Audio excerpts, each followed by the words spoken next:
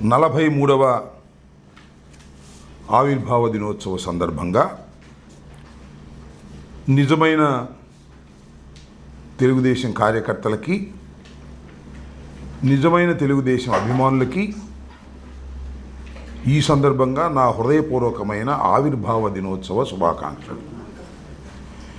ఈ 43 సంవత్సరాలు నిండి 44వ సంవత్సరంలోకి ప్రవేశిస్తున్నటువంటి సందర్భంలో రాష్ట్ర ముఖ్యమంత్రి నారా చంద్రబాబు నాయుడు గారు, ఆయన కుమారుడైన లోకేష్ గారు ఇవాళ చాలా సుదీర్ఘమైనటువంటి ఉపన్యాసాలు ఇచ్చేటటువంటి ప్రయత్నం చేశారు.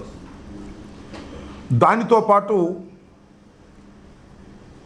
ఈ 43 సంవత్సరాల క్రితం తెలుగుదేశం పార్టీ ఆవిర్భావాన్ని గురించి చాలా గొప్పగా చెప్పేటటువంటి ప్రయత్నం చేశారు. తెలుగుదేశం పార్టీ అధికారం కోసం పుట్టినటువంటి రాజకీయ పార్టీ కాదని, అది ఆవేశంలో పుట్టినటువంటి పార్టీ అని, ప్రజలకు సేవ చేయాలనే ఉద్దేశంతో పుట్టినటువంటి పార్టీ అని, తెలుగు ప్రజలని ప్రపంచవ్యాపితంగా గుర్తింపు తీసుకురావడం కోసం పుట్టినటువంటి పార్టీ అని, దానితో పాటు చంద్రబాబు నాయుడు గారు ఇందాక చెప్తుంటే విన్నా, తెలుగుదేశం పార్టీ జెండాలో ఉన్నటువంటి ఆ చక్రం గురించి, ఆ గుడిసె గురించి, ఆ నాగలి గురించి, అవి దేన్ని సూచిస్తున్నాయో చెప్పేటటువంటి ఉపన్యాసం కూడా విన్నా. నిజంగా చాలామంది తెలియదు, కానీ చరిత్ర మామూలు చరిత్ర కాదు. ఆయన చెప్పినటువంటి ఈ 3 గుర్తులు కలిగినటువంటి జెండా ఆవిష్కరించినప్పుడు 43 సంవత్సరాల క్రితం తెలుగుదేశం పార్టీ పుట్టినప్పుడు నందమూరి తారక రామారావు గారు ఆవేశంగా ఆశయంతో ప్రారంభించినప్పుడు, అయ్యా చంద్రబాబు నాయుడు గారు ఎక్కడున్నారు? చాలామందికి తెలియదు పాపం, కుర్రోళ్ళకి. ఎక్కడున్నారో తెలుసా? ఏ పార్టీకి వ్యతిరేకంగా అయితే తెలుగుదేశం పార్టీని నందమూరి తారక రామారావు గారు ప్రారంభించాడో ఆ పార్టీలో కాంగ్రెస్ జెండా మోస్తున్నాడు. మోయటమే కాదు, ఈ తెలుగుదేశం పార్టీ ఆవిర్భావమే తప్పని చెప్పాడు. తెలుగుదేశం పార్టీ ఆవిర్భవించినా, తన మామ పార్టీ పెట్టినా, ఇందిరాగాంధీ గారు ఆదేశిస్తే మా మామ మీద కూడా పోటీ నిలబడతానని ప్రగల్భాలు పలికాడు. దుంపదగే వాళ్ళు చూడు, అసలు ఆయనే పెట్టినట్టు పార్టీ, రంగులు ఆయనే నిర్ణయించినట్టు, గుర్తులు ఆయనే నిర్ణయించినట్టు, ఆవేశంగా పెట్టినటువంటి పార్టీ అని ఏవేంటో ఇష్టం వచ్చినట్టు కథలు చెప్పేటటువంటి ప్రయత్నం చేస్తున్నారు. ఈనేవాళ్ళు అమాయకుడైతే చెప్పేవాడు ఏదైనా చెబుతాడంటానికి ఇదొక మంచి ఉదాహరణని కూడా మనవి చేస్తున్నాం. ఇవాళ మాట్లాడినటువంటి మాటలు చూస్తే, సరే 43వ ఆవిర్భావ దినోత్సవం, తెలుగుదేశం పార్టీ, అసలు తెలుగుదేశం పార్టీ ఎప్పుడూ చచ్చిపోయింది. ఎన్టీ రామారావు గారి మరణంతోనే అసలైన తెలుగుదేశం పార్టీ చచ్చిపోయింది. ఈ పార్టీ వెన్నుపోటు పొడిచి వచ్చినటువంటి పార్టీ, పెద్ద మోసపూరితమైనటువంటి పార్టీ. ఈ జెండా గురించి చెప్తున్నాడు చంద్రబాబు నాయుడు గారు, పేదల కోసం పోరాడే జెండా. ఇంకేయో చెప్పాడు జెండా గురించి చంద్రబాబు నాయుడు గారు. నేను చెబుతాను, ఇప్పుడు అడుగుతాను, చెప్పండి, అసలు ఈ జెండా ఒకటి ఎగిరిద్దా? ఒక్కటే సింగిల్గా పెట్టి ఎగిరిద్దా? ఎగరదు. దాని పక్కన ఎర్ర జెండానో, దాని పక్కన ఇంకొక కలర్ జెండానో, కాంగ్రెస్ జెండా ఉన్ని దుంప దగ్గర చివరి కాంగ్రెస్ జెండా కూడా ఈ జెండా పక్కన కట్టావే. ఎన్టీ రామారావు గారు పెట్టినటువంటి పచ్చ జెండా పక్కన కాంగ్రెస్ జెండా కూడా పెట్టుకున్నావు ఎగరటం కోసం. ఎర్ర జెండాలు పెట్టావు, భారతీయ జనతా పార్టీ జెండాలు పెట్టావు, బీఎస్పీ జెండాలు పెట్టావు. అసలు భారతదేశంలో ఉన్నటువంటి అన్ని పార్టీల జెండాలు నీ పక్కన పెట్టావు. చివరికి జనసేన పార్టీ కూడా నీ పక్కన పెట్టుకున్నావు. ఇది ఎగిరిద్ది అంటావు. ఏం ఎగిరిద్ది? ఆ జెండాలది ఎగటం కాదు, పడుకోవటం. ఇక సింగిల్గా వెళ్ళే ధైర్యం లేనటువంటి ఒక రాజకీయ పార్టీ చంద్రబాబు నాయుడు గారి చేతిలో ఉన్నటువంటి రాజకీయ పార్టీ. దాని గురించి ఇవాళ గొప్పలు చెప్పేటటువంటి ప్రయత్నం ఇవాళ చేస్తున్నారు. అన్నిటికన్నా మించి చంద్రబాబు నాయుడు గారు ఒక మాట చెప్పాడండి ఇవాళ ఆవిర్భావ దినోత్సవ సందర్భంగా. ఒక గొప్ప మాట చెప్పాడు. అదేంటో తెలుసా? సూపర్ 6 చేయాలనుకున్నాం, బయట నుంచి చూసినప్పుడు సూపర్ 6 చేసేద్దాం అనుకున్నాం, లోపలికి వెళ్ళి చూస్తే సూపర్ 6 చేయలేకపోతున్నాం. అంటే అధికారంలో లేనప్పుడు సూపర్ 6 చేయాలనుకున్నాడు, అధికారంలోకి వచ్చిన తర్వాత సూపర్ 6 చేయని అంటున్నాడు. దీన్నేగా రేవు దాటిన తర్వాత తెప్ప తగలేయటం అనేది, దీన్నేగా ఓడ మీద ఉన్నప్పుడు ఓడ మల్లయ్య, ఓడ దిగిన తర్వాత బోడి మల్లయ్య అనేది, దీన్నేగా అక్కడ తీరిన తర్వాత అదేదో అనేది. చంద్రబాబు నాయుడు గారి చరిత్ర అంతా కూడా ఇచ్చిన వాగ్దానాలను నెరవేర్చుకోకుండా ప్రజల్ని మోసం చేయడం తప్ప ఏమైనా ఉందా నేను అడుగుతా ఉన్నా. అసలు నీ ఆదర్శాలు ఏమిటి చెప్పు, నాకు అర్థం కదా. ఆదర్శంతో పుట్టినటువంటి పార్టీ అంటావు, ఏంటి నీ ఆదర్శం? ఓసారి వెళ్ళి ఆదర్శం, ఎవరితో అయినా జత కడతావు, ఎవరితో అయినా వెళ్ళిపోతావు, ఏ ఘాతుకానికైనా పాల్పడతావు. అధికారమే పరమావధిగా ఇవాళ ఎన్టీ రామారావు గారు పెట్టినటువంటి రాజకీయ పార్టీని నడుపుతున్నటువంటి వ్యక్తి నారా చంద్రబాబు నాయుడు. అధికారం ఇంకేం అవసరంలా. నేను చూశానయ్యా, మీరు వెళ్ళారో లేదో, ఇవాళ చాలామంది కార్యకర్తల గురించి మాట్లాడాడు. అంతకుముందే కార్యకర్తలు కాగితాలు తీసుకొస్తున్నారంట. ఆగనయ్యా కార్యకర్తలు, ఇస్తాం కదా తొందరపడితే ఎలాగా అని డబ్బా ఇస్తున్నాడు. ఇది కార్యకర్తల పార్టీ. కార్యకర్తల పార్టీనా? శాశ్వతంగా ఉండాలండి ఈ పార్టీ. ఎందుకోసం ఉండాలి శాశ్వతంగా? మీ అబ్బాయి కోసం ఉండాలి శాశ్వతంగా. అసలు ఏంటి నాకు అర్థం కాల. చంద్రబాబు నాయుడు గారు, మీరు 4వసారి ముఖ్యమంత్రి అయ్యారు, ఇన్ని సంవత్సరాలు పరిపాలన చేశారు, మీ చరిత్ర ఏంటి? మీరు చెబితే, మిమ్మల్ని గుర్తు చేసుకుంటే, మీరు ఇన్ని సంవత్సరాలు పరిపాలన చేసినందుకు అరే చంద్రబాబు నాయుడు గారు ఇది బ్రహ్మాండమైన పని చేశాడరా అని ఒకటి చెప్పండి నాకు. అదేమంటే హైటెక్ సిటీ అంటాడు మాట్లాడితే.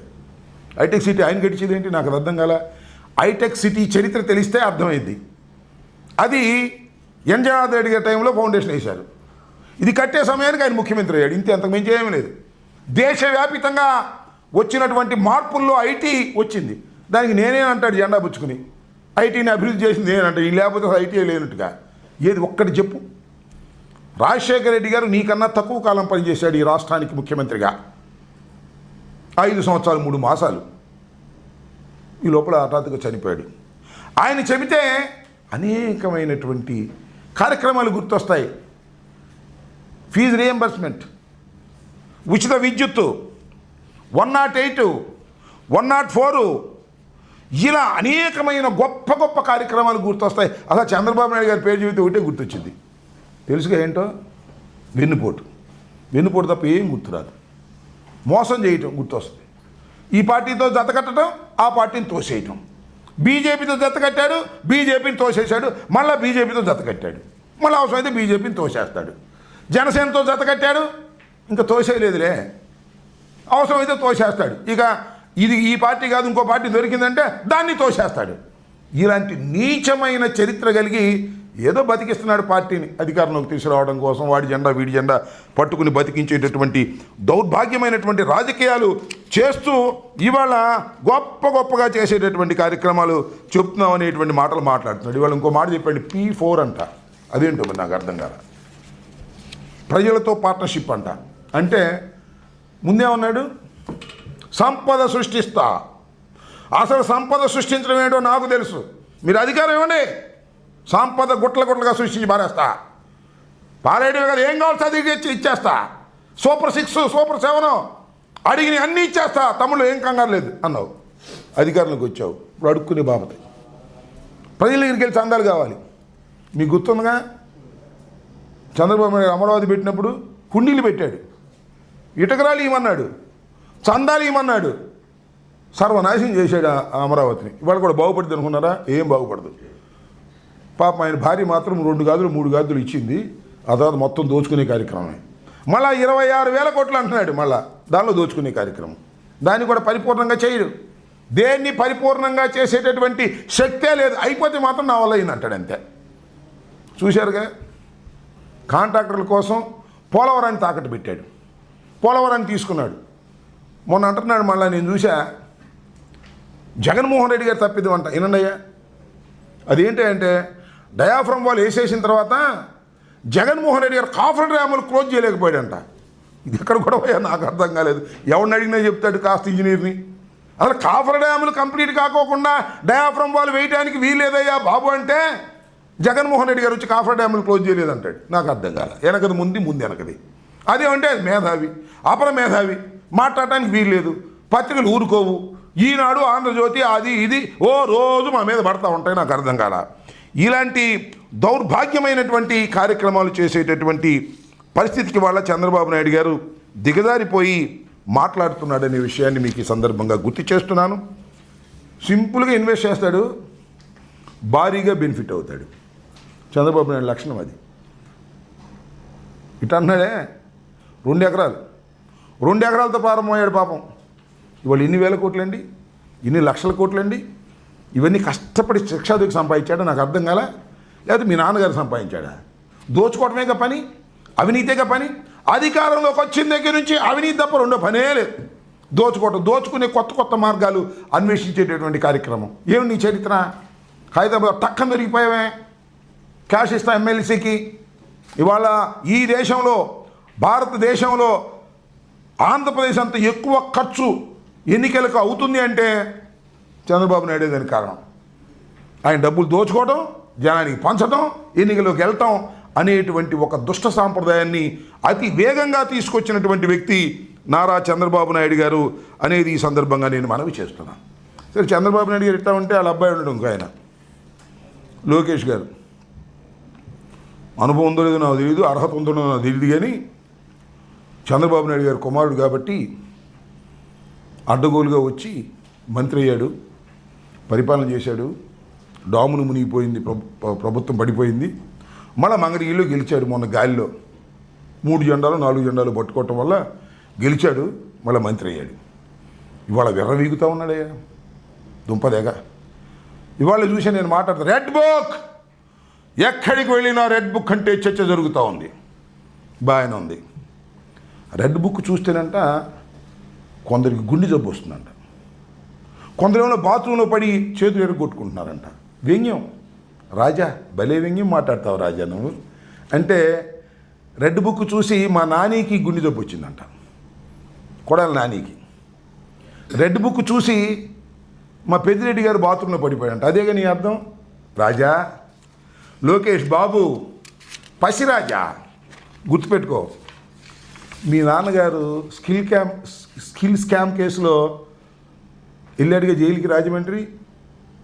కోర్టులోకి వెళ్ళి రిమాండ్ ఇవ్వడానికి వెళ్ళేదని ఇవాళ 2,86,00,000 పే చేసినటువంటి లోద్రాన్ని తీసుకొచ్చారుగా.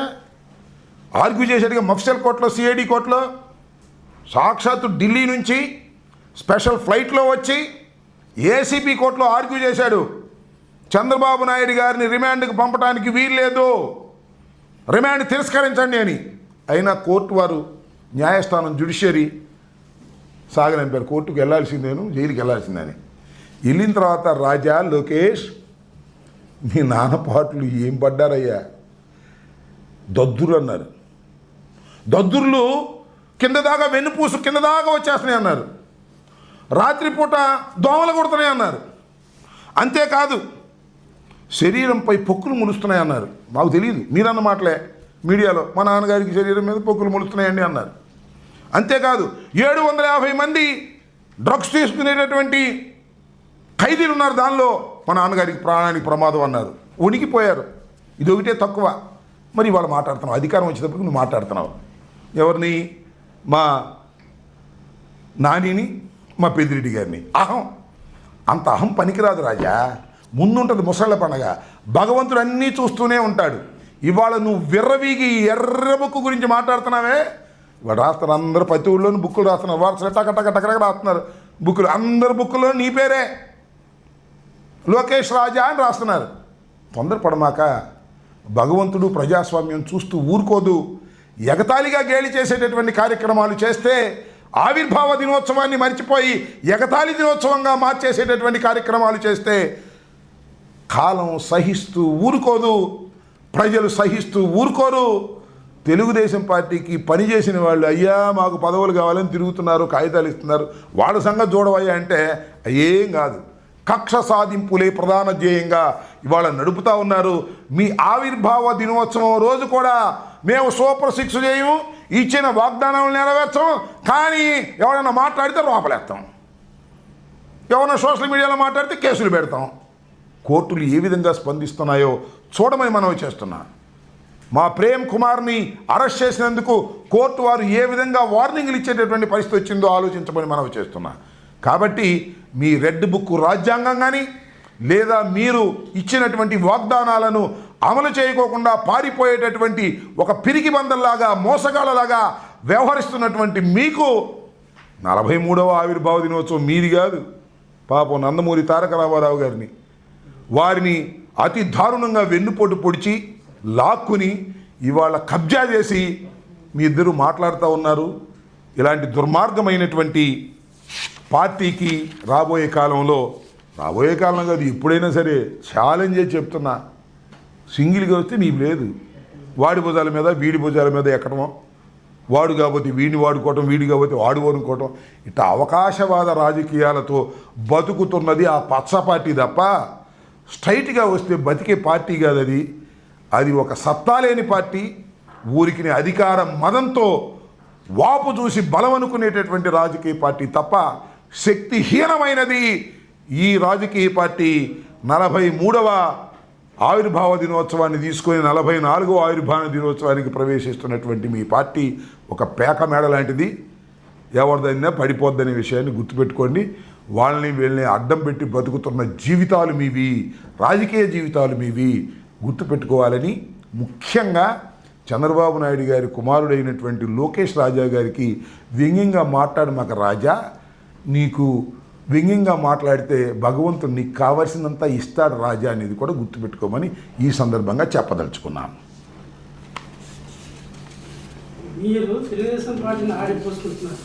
ఆడిపోసుకున్నావా? అది కాదు, తెలుగుదేశం పార్టీని ఆడిపోసుకుంటే దీనిలో ఒకటి తప్పు చెప్పమన్నా లోకేష్ని, ఆ రాజాని. నేను చెప్పింది అసలు చంద్రబాబు నాయుడు ఈ పార్టీ పెట్టినప్పుడు ఎక్కడ ఉన్నాడు అని చెప్పండి సార్. లోకేషే లేడు అనుకో, అసలు అప్పుడు ఇతను ఎక్కడున్నాడు, ఏ పార్టీలో ఉన్నాడు? నేను ఆడిపోసుకుంది ఏంటి? మేము కూడా ఇంకో పార్టీతో జత కడతాం లేదు, తర్వాత సంగతి. మా జెండా గొప్పది, రెపరెపలాడుతుంది, పేదల కోసం పోరాడుతుంది, అధికారంలోకి వచ్చింది. ఎప్పుడు అసలు ఒక్క మాట చెప్పు నాకు, ఎప్పుడైనా మరొక పార్టీతో జత కట్టుకోకుండా తెలుగుదేశం పార్టీ అధికారంలోకి వచ్చినటువంటి సందర్భం ఏది చెప్పు ఏంటి? చంద్రబాబు నాయుడు గారిని అడుగుతున్నా. ఎప్పుడు ఎవడో ఒకరిని 2 సంఖ్యల్లోనూ 2 కర్రలు పెట్టుకుని నడవడం తప్ప సొంతంగా నడవగలిగిన శక్తి చంద్రబాబుకు ఉందా, వాళ్ళ అబ్బాయికి ఉందా? ఏ పవన్ కళ్యాణ్ భుజం మీదో లేకపోతే ఆ భారతీయ జనతా పార్టీ భుజం మీదో, ఈ 2 కాకపోతే సిపిఐ సిపిఎం భుజం మీదో, ఇవన్నీ కాకపోతే కాంగ్రెస్ భుజం మీదో ఎక్కడం తప్ప నీకు అసలు సొంతంగా నడిచే శక్తి ఉందా? ఎందుకు ఊరికి అధికారం ఉందని డప్పాలు కొట్టుకునే కార్యక్రమం తప్ప నేను చెప్పిన దానిలో ఏముంది? నేను ఎక్కడ ఆడిపోసుకున్నాను, ఎక్కడ అవాస్తవం చెప్పాను చెప్పమని అడుగుతా ఉన్నా. ఇంకా ఓకే.